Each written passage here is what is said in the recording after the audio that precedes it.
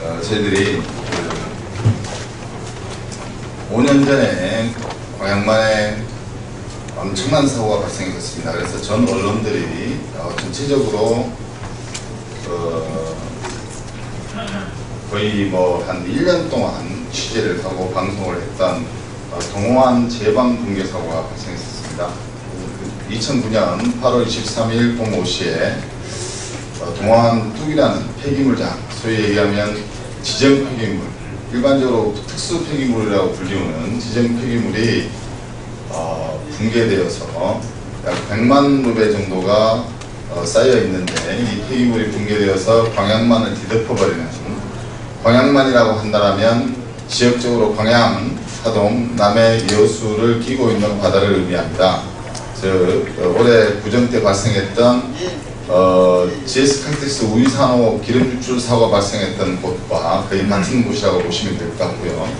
그래서 엄청난 환경 재앙이 발생했고, 그 발생됐을 때 당시부터 국정감사, 2009년도에 국정감사, 2010년도에 국정감사를 통해서 그 제방의 완전한 복구를 국회의원들이 촉구를 했고, 그때 당시 환경부가 이 부분에 대해서 완전한 복구를 하겠다라고 맹세도 했었습니다. 그래서 사고 당사자인 인천 ENT라는 회사와 광양지철소가 치열한 법정 공방을 하고 있다는 이유만으로 이것이 중단되어 있는, 현재 복구가 되지 않고 중단되어 있는 그런 상황입니다. 그래서 이 부분에 대해서 환경부 장관이 전혀 책임지지 않고 있고, 국민을 무시하고 있고, 또 하나의 적폐를 가지고 있기 때문에 이것은 환경부가 직접 나서서 해야 될 일을 하지 않고 있다. 저희들은 이렇게 보고 있어서 이렇게 부득이하게 국회 정무관까지 환경단체 대표들이 전체가 올라와서 기자회견을 하게 되었습니다. 또한 이 부분에 대해서는 저희들이 대정부 투쟁을 하기 전에 대정부 투쟁 선언식이라고 보셔도 될 것 같습니다. 그러니까 국가기관이 당연히 해야 될 일을 하지 않고 있는 데 대한 저희들의 기자회견을 하기 위해서 여러 의원들한테 부탁을 해서 이렇게 부득이하게 정론관에서 기자회견을 하게 되었습니다. 특히나 이 제방 붕괴 사고가 난 이후에 임시 복구만을 해놓고 지금도 약 100만 루베의 지정 폐기물이 바다로 아직도 흘러 들어가고 있습니다. 그래서 섬진강 하구와 광양만이 만나는 청정지역이 지금도 지정 폐기물이 흐르고 있고, 그것이 바다로 흘러가는 모습들을 환경부가 보고 있음에서도 불구하고 기업들의 문제인 것처럼 방치하고 있는 이 환경부를 도저히 용서할 수 없어서 저희들이 이 자리에 오게 되었습니다. 그래서 일단 기자회견문을 읽고 혹시 질문하실 사항이 있다거나 그러면 저희들이 답변을 해드리도록 하겠고요. 또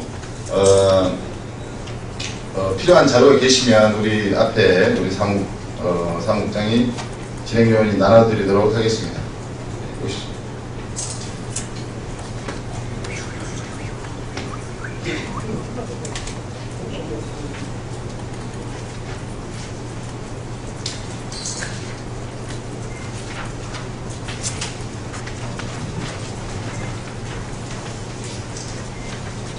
네, 기자회견문을 읽도록 하겠습니다.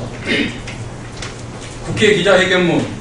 광양만 동호안 제방 붕괴의 항구적 복구를 시작해야 한다.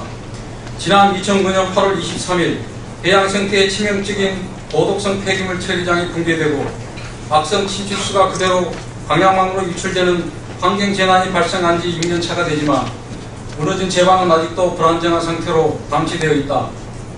항구적 복구 방안을 촉구하는 지역사회의 간절한 외침은 해결 주체들 간의 폭탄 돌리기식 책임 공방과 법원의 책임 비율 판정에 맡겨진 채 어떤 진책도 없이 제자리 걸음을 해왔다. 하지만 이제 동호안 제방 붕괴의 해결의 핵심적 돌파구가 될 직접적인 책임 비율의 법원 판결이 내려진 만큼 속도감 있는 제방 붕괴가 이루어져야 한다. 광양지법 순천지원 제1윤사부는 지난 9일 동호안 제방 붕괴의 책임 경과를 폐기물 운영자인 인천 ENT 80%, 광양제철소 20%로 선고하고 반대 소송에 대해서는 기각한다고 판결했다. 우리는 동호 사태 해결의 분명하고 확실한 전기를 세워준 법원의 판결을 존중하며 신속한 복구 대책의 후속 조치를 위한 책임 주체들의 진정성 있는 입장 발표를 촉구한다. 동호안의 재방 공개는 환경부가 주도하고 인선 ENT, 방향 제칠이 협력한 예고한 환경 재난으로 그 구체적 실체가 드러나 있는 사필 규정의 인재다. 그 첫째로 1996년 환경부는 국토환경보전과 국민건강보호를 위해 영리성만 추구하는 민간 처리업자 대신 국가가 직접 고독성 유해물질을 안전하게 처리하겠다며 지금의 동호 입지를 결정했다. 그 당시 지역사회는 그곳이 해안 인근의 매립 예약 지방이고 비가 많이 오고 태풍이 꼭 거쳐가는 지역임을 근거로 부단히 반대를 했지만 민원이 적고 제철소로부터 무상으로 부지를 확보해 조성 경비를 절감할 수 있다고 쉽고 편리한 이해타산의 정책 결정으로 동호 사태를 예고시켰다. 두 번째는 2000년도에 이르러 정부 기관의 경영 합리화 방침을 앞세워 유해산업 폐기물의 국가 책임 처리를 포기하고 지금의 인선 ENT라는 민간 업자에게 부지와 함께 운영권을 매각해 동호 사태의 결정적 발생을 예고시켰다. 더 이상 방향만이 인접해 있는 지역에 지정 폐기물장은 없어져야 하며 두 번 다시는 방향만 인접 동안에 지정 폐기물장을 세워서는 안 되는 것은 당연한 사실이고 현재 사고 지정 폐기물장은 육상으로 이전되어야 한다. 환경부가 이 같은 핵폭탄을 방향망에 방치하는 것은 그야말로 재앙덩어리를 방치하는 현실이다. 동호 사고 이후 지역사회에서는 항구적 복구라는 근원적인 해결 방안을 촉구하기 위해 비상대책위, 사고대책위를 발족해 신속한 사고 수습을 거듭 촉구했지만 막대한 복구 비용 부담과 복구 방안의 입장차, 책임 소재의 검 판결 등이 얽혀서 동호 재방은 지금도 또 다른 환경 재난의 위험 속에 임시 방패인 채로 존치되고 있다. 지금까지 동호안의 재방 붕괴 사고에 대응하는 상황을 지켜보면 행정이나 기업 모두 자기 변명과 책임 회피만을 반복하는 모습으로 비춰진다. 재방 붕괴 원인이 나보다 상대에게 더 있고 그만큼 내가 책임질 일은 아니라는 논리다. 그 사이에 시민들은 분노하고 가장만 오염은 증가하여 기업이나 행정에 대한 불신은 극도로 팽창해 있다. 환경청을 넘어 환경부 장관이 중심에 서고 인선 ENT 경영진과 포스코 경영진이 더불어 협상의 테이블에 나서야 할 때이다. 더불어 광양시장은 물론 전남도지사도 국가산업단지의 관리 소홀에 따른 책임이 있는 만큼 사건 당사자로서 나서야 이번 사태를 마무리할 수 있다. 이에 책임공방의 CCBB가 법원 판결로 결정된 만큼 동호안 매립지 복구사고 대책에 참여한 환경단체들은 본격적인 대외투쟁과 국정감사 요구에 앞서 7월 말까지 책임 주체들의 분명한 대안 지시를 촉구하였으나 아직도 폭탄 돌리기식으로 일관하고 있다. 환경부 장관은 항구 복구 책임 주체로서 복구 방법과 비용 조달의 구체적인 시간표를 제시해야 한다. 인선 ENT와 광역제주소는 국회 환경노동위에 법원 판결과 복구 비용에 대한 구체적인 입장을 공개 발표해야 합니다. 광양시는 환경재해 위협으로서 시민의 건강과 안전을 지킬 수 있는 필요한 수단과 방법을 강구해야 합니다. 광양시 의회는 시민의 대의기관으로서 방치된 재난위험시설의 복구 안정화에 정치 역량을 집중해야 합니다. 국회 환경노동위원회는 국정감사를 실시해서 광양만 환경오염 사태의 책임을 묻고 관련자를 반드시 처벌해야 합니다. 우리는 독극물이 유출되는 것을 만 5년간 지켜보았습니다. 간절한 항구 복구 희망과 또다시 희망과 또다시 기대가 이에 당사자가는 책임 공방으로 시간만 낭비한다면 지역사회 단체 모두가 참여하고 광양만권 환경단체가 동참하는 연대기구를 발족하고 전국 환경 시민 사회단체와 함께 과감한 실력 행사에 돌입할 것을 분명히 밝혀두겠습니다.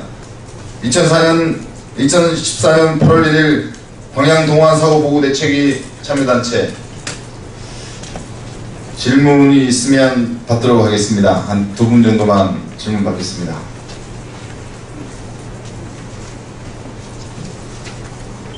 질문 없으면 이것으로 기자회견을 마치도록 하겠고요. 저희들은 오늘 이 기자회견을 필두로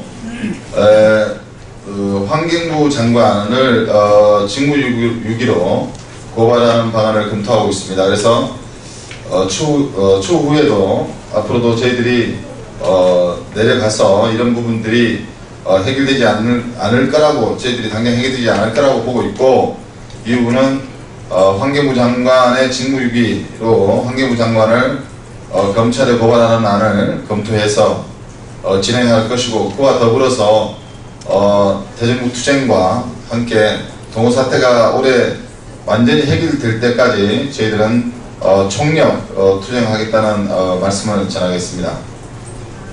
고양일보 조경정 기자인데요. 네.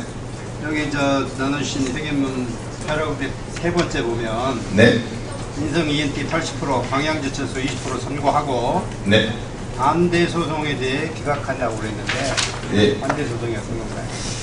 법적인 용어로 본다라고 한다면 사실은 그 80%와 20%는 광양지철소가 인선 ENT에 대한 민사 소송이었습니다. 그러니까 즉 원고가 광양지철소였고 피고가 인선 ENT였던 거죠. 그런데 반대 소송은 반소를 한 거죠. 그러니까 인선 ENT가 원고로서 광양지철소가 피고로서 이렇게 반소를 했는데 그 부분은 기각한다, 이런 의미였습니다. 그럼 ENT하고 제철소하고 짝짝꿍했다는 얘기죠? 아니, 이거 이제 판사가 그렇게 기각을 한 거죠. 사실관계는 모르시고. 사실관계를 비추어 봤을 때 포스코가 제기한 소송에 대해서는 포스코가 원고로서 소송에 대해서는 인선 ENT 잘못이 민사상의 80%가 있고 광양지철소 원고의 잘못이 20%가 있다라고 판시했고, 인선 ENT가 제기한 반소죠. 포스코가 잘못했다고 소송한 부분에 대해서는 그 부분에 대해서는 기각한다, 이렇게 해서 반소 기각이 된 것입니다. 또다시 다른 질문 있습니까?